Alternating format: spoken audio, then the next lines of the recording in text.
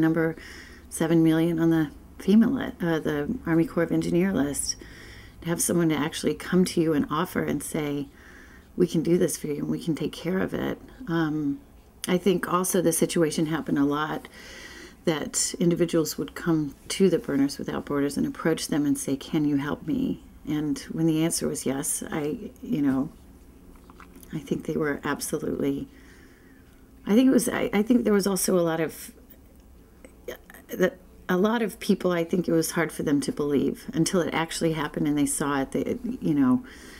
They'd think to myself, sure, I've heard this before. So-and-so said they're going to help me. FEMA says they're going to help me. The Army Corps says they'll be here.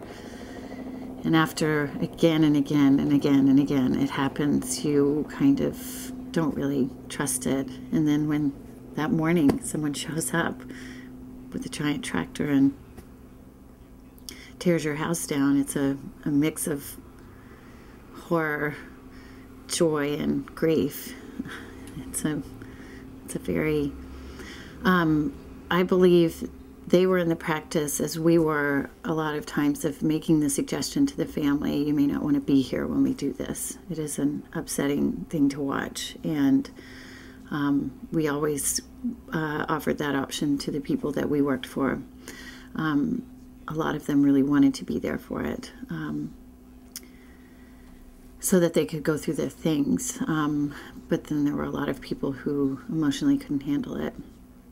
And I was very impressed with the sensitivity and the gentleness and the kindness of the way that the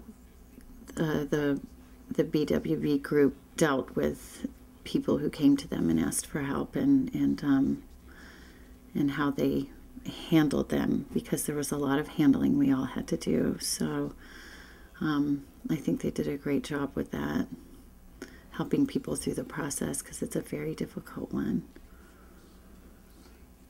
What was that like? You talk about it being difficult. What was that like what was the impact on Richard to be doing that again and again and again? I think the impact on him was that it gradually, eventually,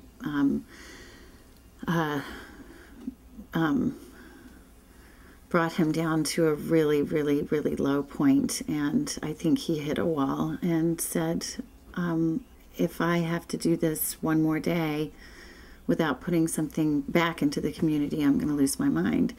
And he made the suggestion that the group build something as opposed to continue to tear things down.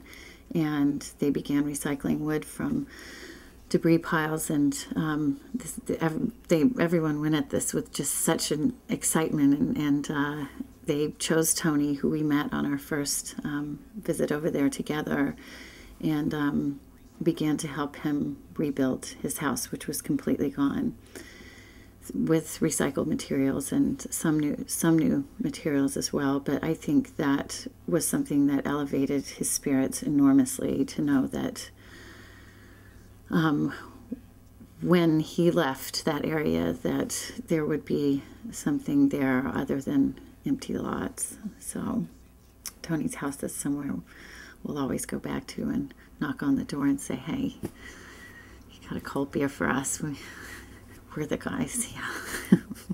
We did this. We own part of this house too. We've got our blood and sweat in here. So I think that was a very wise maneuver, and it prevented him from hitting that burnout point where he couldn't go any further.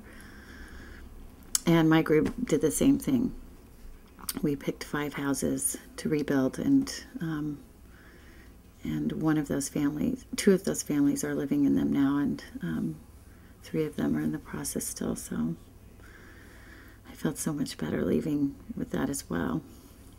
So when it came to demolishing houses, what kind of paperwork would Richard do with people for that kind of project? I admired the BWB group very much for the fact that they flew under the radar, refused to deal with any kind of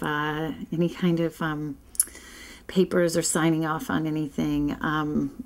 I, on the other hand, had release forms that everyone had to fill out every time we entered their house, because I just didn't want to get into any kind of problem of litigation. Richard was amazing in that he was able to work on a handshake and never, ever had a problem with anyone. And in my mind, how could you have a problem when someone's doing something that enormous and amazing for you? You want them to tear your house down. There's no going back. And whereas I think when we would get into some of the houses, people would start to balk and have a little bit of anxiety. I never had a problem either, but I really admired the hell out of the fact that he could just walk in with his demeanor and his kind attitude and say, we need to make this clear, and you really need to know that this is what's going to happen, and it's going to be gone, and you've got to be okay with that. And he was very successful with it.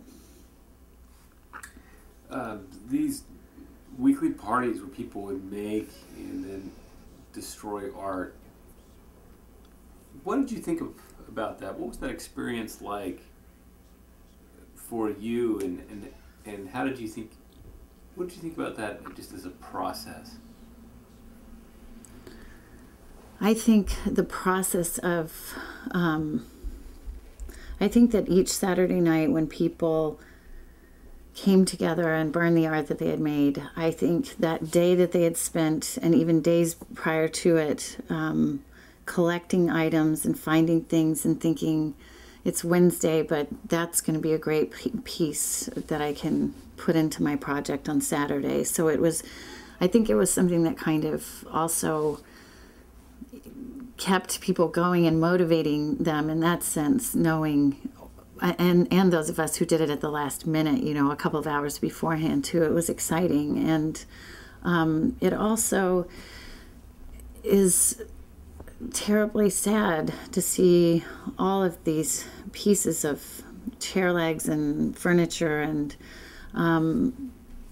sculptures and shutters and things that are, still slightly intact or something, but covered in whatever, and knowing that they're just going to be raked into a giant landfill or put on a barge and dumped in the ocean. Being able to at least give that piece a last little bit of glory, turn it into something beautiful and more significant and important and meaningful than a pile of trash. So it was, I've never experienced anything like that before. I know there are lots of people who make art from found objects and things, but this was different in the way that these objects were lost through an extremely devastating event, different than someone choosing to throw it in their dumpster. So I think giving those bits and pieces a last moment was really emotional and good and positive and exciting for everyone, and a little sad too. What was it like for you making and then destroying art like that? I liked it. I liked making and destroying art. It was very,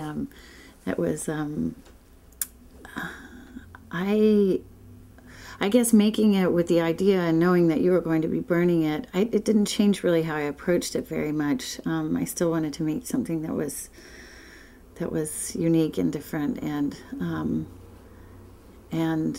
seeing it go up in flames was exciting. I never had any confusion or curiosity about the Burning Man philosophy of burning all these giant temples and things. I thought it was actually made a lot of sense. And I had one piece that I put together that was sort of a memorial to a little friend of mine that died in Indonesia, and so it was that one I really, really enjoyed and got a lot of pleasure out of.